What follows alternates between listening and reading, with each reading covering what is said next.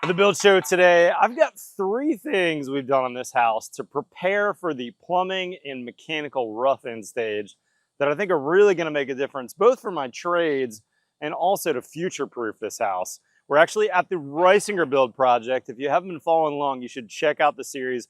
I've been documenting this house start to finish, but let's go inside and we'll start in the master bath. Today's build show, 3 tips for prepping for your trades. Let's get going.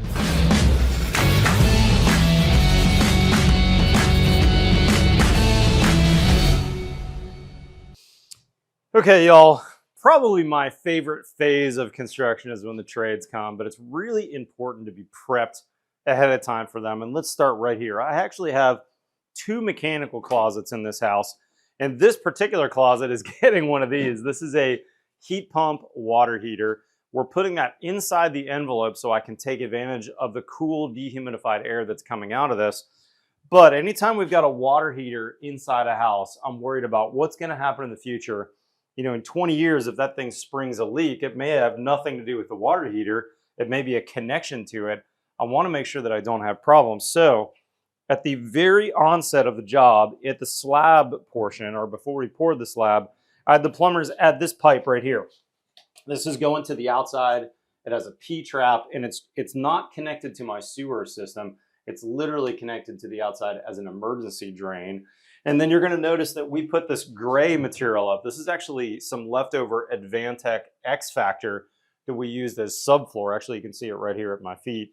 I put this on the walls already, and we painted it gray before my plumber started, so that now any of my plumbing coming into this room, they're going to have to drill through that plywood, and it'll look really nice when it's finished. I don't love putting sheetrock in mechanical closets.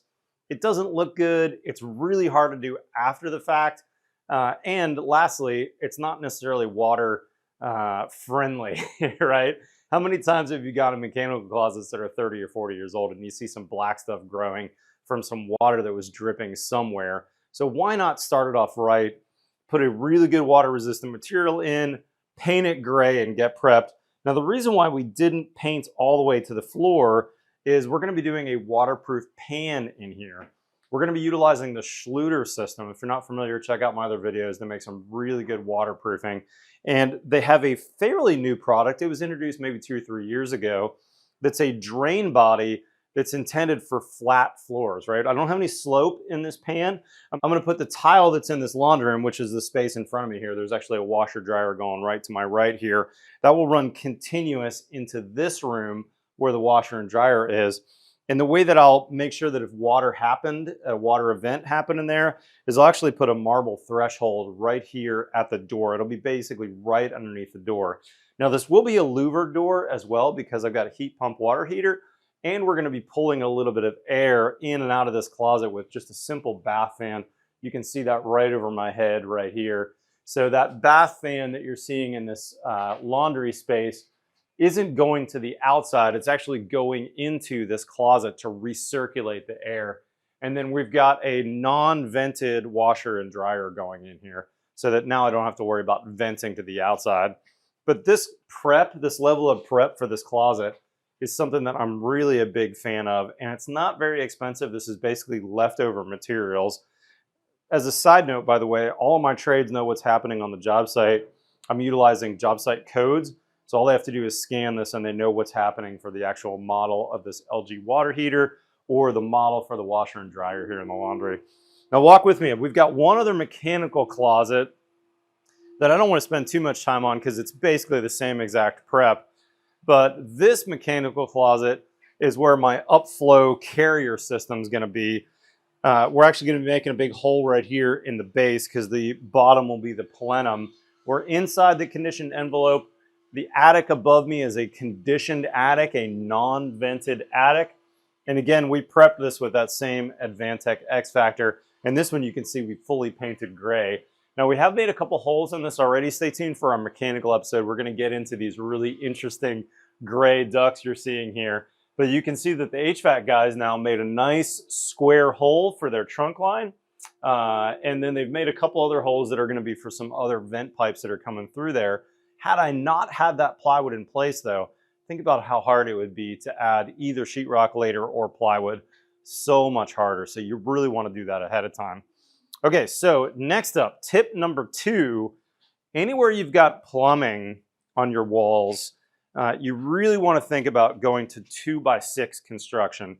And I'm backtracking a little bit here because I actually sort of made a mistake. I really needed to go to 2x8 construction here, and I didn't plan that as well as I could have. So we actually added to this wall another 2x2 wall in front. So in fact, I've got a 2x6 wall here. We planned this out with our BFS ready frame package that was fully framed by the framers. But then I moved another wall forward because I wanted to mount the shower head in a different spot. I'm going to tell you about this in just a minute. But what you're seeing here is we prepped for our Roburn medicine cabinets. I love those. That's a Kohler brand. I have them in my house. They're awesome. And then I've got another recess here because I've got some wall-mounted Kohler faucets. And by having that 2x2 wall in front of me, it's given me all the room I need to mount those valves in the wall. You're also going to notice the plumber has just started and he's got some pipes that are actually behind this 2x6 recess. So now I've got a full 2x6 recess for that Roburn. It's actually a little bit more than I need. And I still have room for those pipes behind that. So start with at least a 2x6 wall for any plumbing you've got on interior walls.